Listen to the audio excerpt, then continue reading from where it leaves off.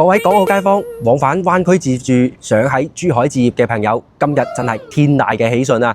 大家盼咗好多年、傳咗好耐嘅深珠通道咧，終於唔再係畫大餅，唔再係傳聞。官方最新嘅中標文件落實，前期工程嘅咧正式開波啦。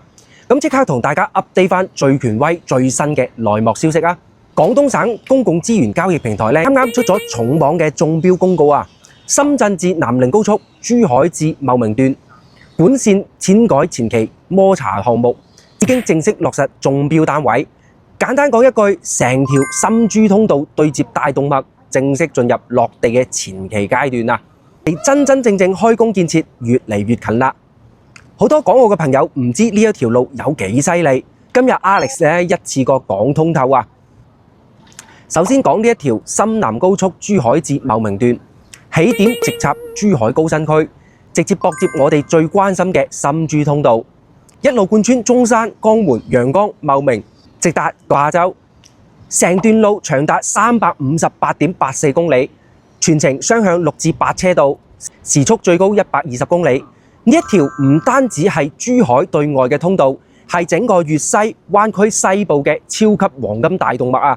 而最勁對香港對珠海業主最受益嘅就係深珠伶仃洋主通道啦，位住夾喺港珠澳大橋同深中通道嘅中間，定位直接拉滿啊！呢個通道咧係公路加高鐵加城軌嘅3合1超級工程。高速公路嘅話咧就係雙向8車道，深圳前海直達珠海高新區。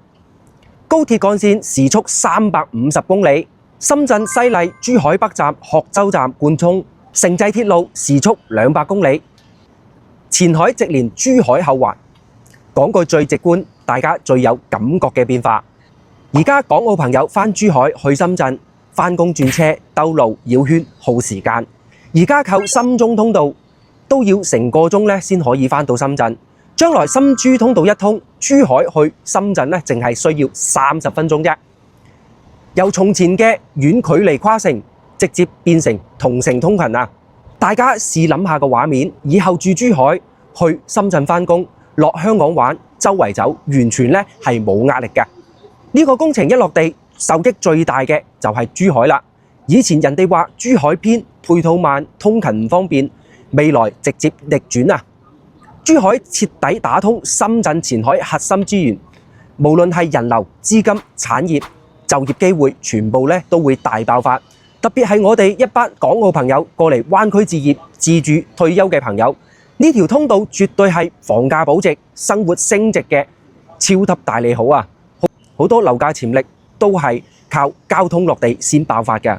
呢條超級工程即將開波，公路、高鐵、城軌3軌齊通，大家最期待係邊一個配套先落成呢？係半個鐘直達深圳，定係高鐵城軌通勤自由？評論區留個言，一齊吹下水。覺得呢個利好消息有用嘅，即刻點個 like， 點個收藏，分享俾身邊想買樓嘅朋友。我係 Alex， 一個敢講真話嘅地產博主，專門幫港澳朋友分析珠海真實嘅樓市，拆解政策利好，買樓先知先賺。咁今期節目就到呢度，我哋下期再見啦，拜拜。